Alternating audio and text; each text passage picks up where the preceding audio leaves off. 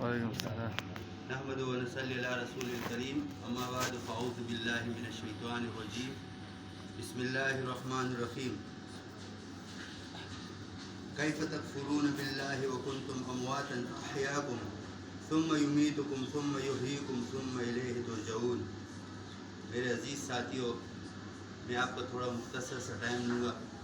اللہ رب العالمین کی عظیم کتاب جو محمد صلی اللہ علیہ وسلم پر نازل ہوئی ہے اور قرآن مجید کے معنی ہے بار بار پڑھنے والی کتاب، اور اس کی فضیلت بھی بہت زیادہ ہے، اس کی صورتوں کی بھی. اللہ رب العالمین نے فرمایا کہ سورہ فاتحہ یہ زہریلے جانور وغیرہ کاٹنے کا بہترین دم ہے.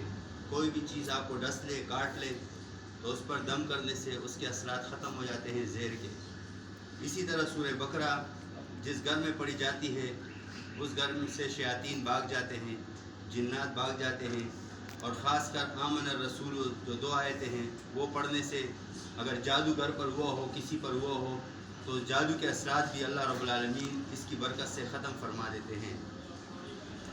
اللہ رب العالمین اس آیت کے اندر بہت ہی عظیم بات انسان کو بتا رہا ہے. اللہ فرماتا ہے کیف تکفرون، کیسے تم کفر کرتے ہو، باللہ اللہ کے ساتھ کیسے تم کفر کرتے ہو. تمہارا ضمیر یہ گوارا کرتا ہے کہ تم اللہ کا انکار کر دو.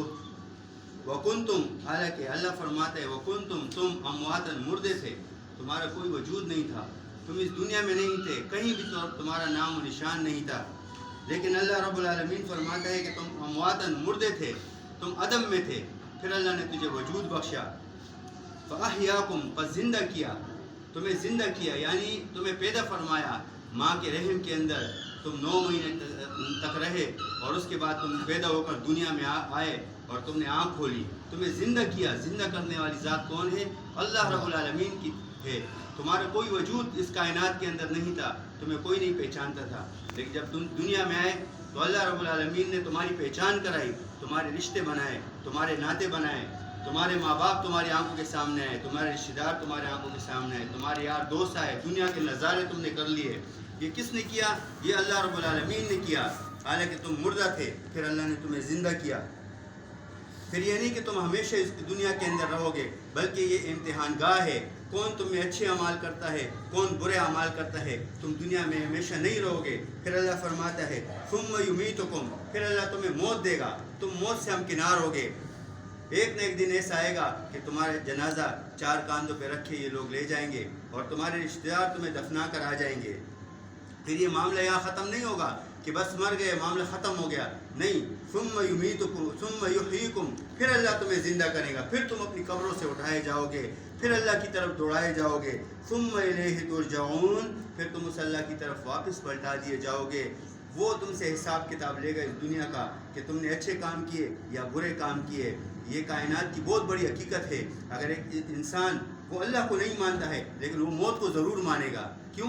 اللہ کا اٹل فیصلہ ہے. کسی سے بھی آپ پوچھو اللہ کو مانتے ہو، بعض ہوگا کہ میں اللہ کو نہیں مانتا ہوں. موت کو مانتے ہو، وہ کہے گا آپ موت ضرور آئے گی چاہے کوئی بھی ہو. تو موت سے کسی کو بھی انکار نہیں ہے.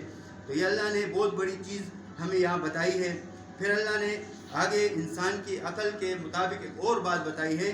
هو الذی، اللہ وہ ذات ہے، خلقکم، کہ پیدا کیا تمہارے لیے، یعنی صرف تمہیں نہیں پیدا کیا بلکہ تمہارے لیے، ما وہ کچھ فی الارض، زمین میں، جمیعاً، سب کے سب، جتنی بھی کائنات کی تمہاری نعمتوں کی چیزیں ہیں، تمہاری پسند کی چیزیں ہیں، تمہارے کام آنے والی چیزیں ہیں، اللہ نے وہ بھی پیدا کی ہے. صرف تمہیں نہیں پیدا کیا بلکہ چیزیں بھی پیدا کی ہے تاکہ تم اس سے فائدہ اٹھا سکو. پھر اللہ نے کیا کیا؟ ثم استوى، پھر اشارہ کیا، الی السماء، آسمان کی طرف.